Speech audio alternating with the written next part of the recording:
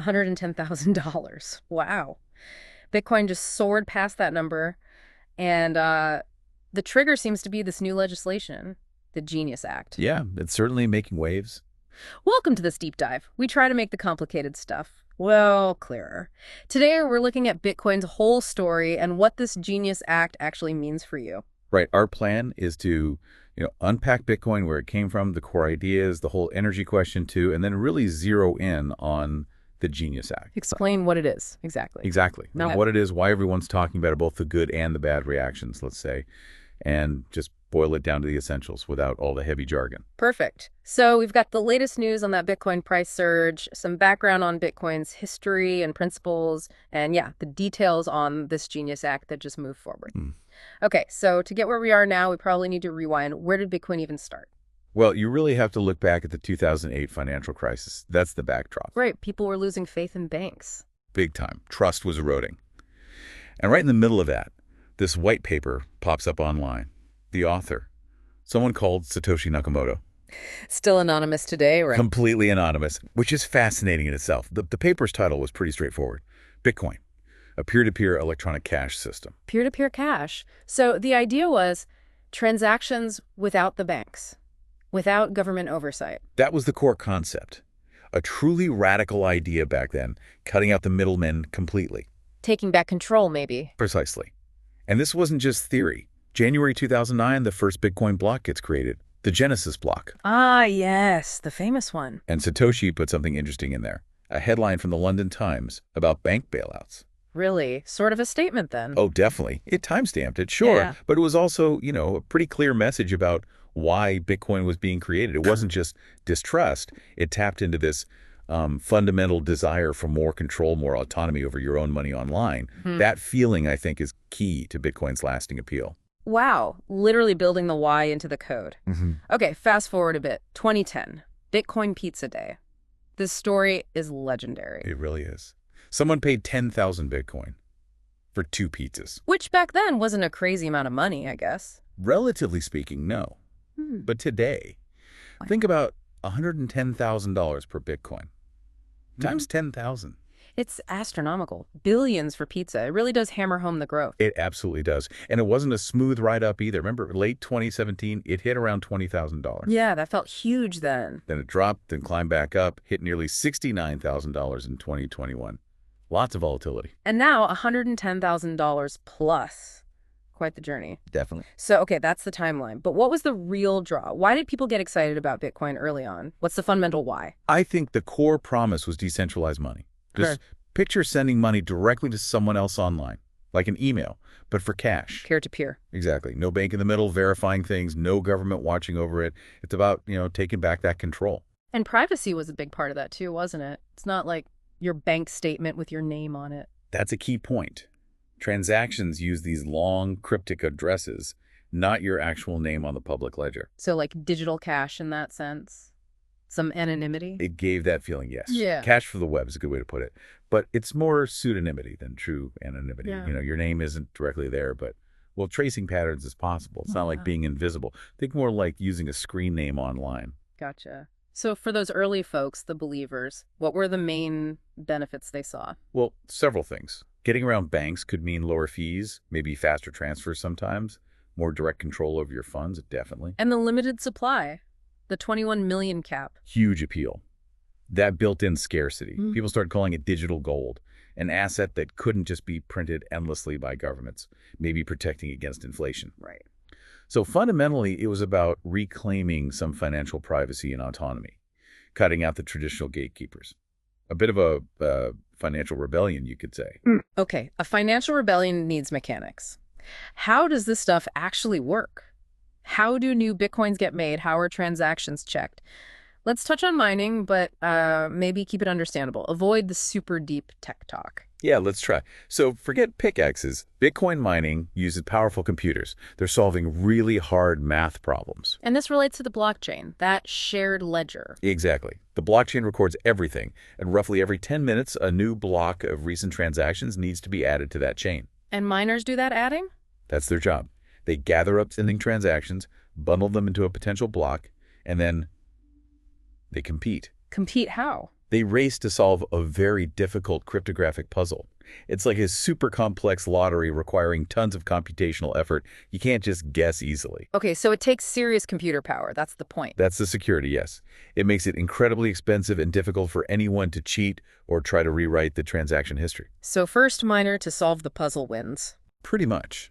They broadcast their solution and the block they've prepared. If the rest of the network checks it and agrees it's valid, puzzle solved correctly, transactions look good, then the block gets chained on permanently. Immutable, they call it. Can't be changed. That's the idea. Creates a trustworthy, transparent record. Makes sense. But why bother? What's in it for the miners running all those computers? The reward. The miner who successfully adds the block gets paid. Two ways, actually. Okay. First, they get brand new Bitcoins. This is called the block reward. It started at 50 BTC per block way back. Wow. Yeah, but it gets cut in half roughly every 4 years. That's the halving. Right now, it's 6.25 BTC. And the second payment? Transaction fees. Yeah. People who want their transactions processed can include a small fee, and those fees go to the miner who includes their transaction in the winning block. So the system kind of pays for its own upkeep and security. That's the design. New Bitcoins enter circulation this way, and miners are incentivized to keep the network running and honest. So the miners aren't trusting each other, they're trusting the math, the difficulty of the puzzle. That's a great way to put it. This proof of work, this energy-intensive puzzle solving, is what secures Bitcoin without needing a central bank. It's the cost of decentralized trust. The global lottery for nerds, someone called it. That's not a bad analogy, actually. The prize is Bitcoin. The entry ticket is processing power. Which brings us neatly to the elephant in the room. Energy use. Bitcoin mining uses a lot of power, right? You hear comparisons to whole countries. It's definitely a major point of discussion. And yes, it consumes a significant amount of electricity. The Cambridge Center for Alternative Finance estimated around 138 terawatt hours per year recently. That's about 0.5% of global electricity use. 0.5%. Okay, still sounds like a lot. It is. Other estimates put it even higher, maybe around 176 TWH. So yeah, it's substantial, and it raises valid environmental notions. But I've also heard it's not quite so simple, that the energy story has more nuance. It really does. There's a strong trend towards miners using renewable energy. Yeah. That same Cambridge study, it suggested over half the energy mix is now sustainable. Over half? How? Well, about 43% from hydro and wind, nearly 10% from nuclear. Miners are always chasing the cheapest electricity. And cheap often means renewables now, or maybe wasted energy. Increasingly, yes. You see mining operations setting up near hydroelectric dams, wind farms, or even using natural gas that would otherwise be flared off at oil fields. They're quite adaptable. That's interesting, using energy that might otherwise be wasted. And wasn't there a comparison showing traditional banking uses even more energy? Yes, that's a point often missed. Some studies estimate the global banking system, think data centers, branches, ATMs, card networks. Everything uses somewhere around 259 terawatt hours a year. Wow, okay. So compared to that, Bitcoin's, say, 167 TWH in that particular analysis, it's actually less. According to that analysis, yes. It makes you wonder a bit about the focus of the narrative, doesn't it? Why so much attention on Bitcoin's energy use compared to the legacy system? Are there other interests shaping that perception? Food for thought.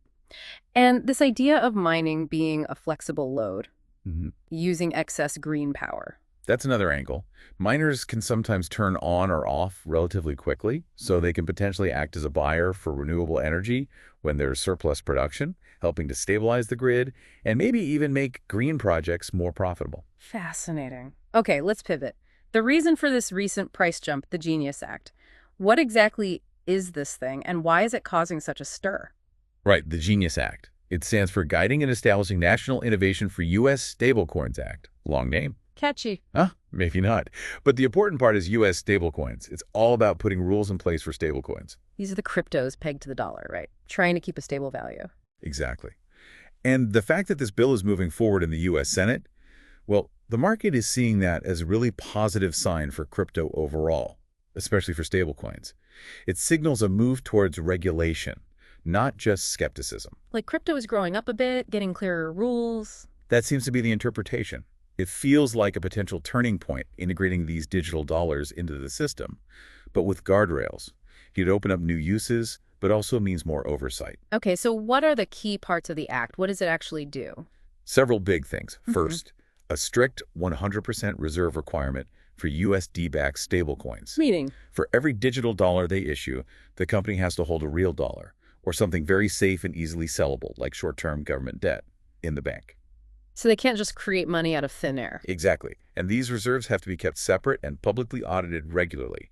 It's about proving the backing is really there, Yeah. building trust. Makes sense. What else?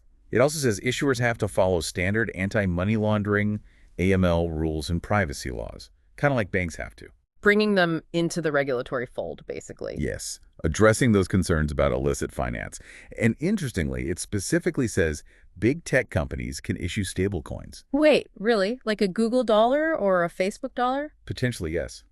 They'd face serious oversight, of course, but the door seems to be open. Imagine the reach that could have. Huge. And this has support from both parties in the Senate. That's rare these days. It is notable that bipartisan progress is definitely part of why the crypto world sees this as a positive step. Like, okay, maybe there's a path forward here with clear rules. So the overall vibe is trying to mix crypto innovation with traditional financial oversight. Digital dollars, but properly backed and monitored. That seems to be the aim. Digital dollars, as long as they're kosher, you might say.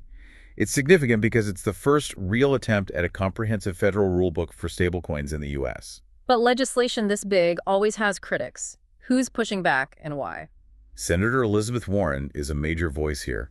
She's worried it doesn't do enough to protect consumers.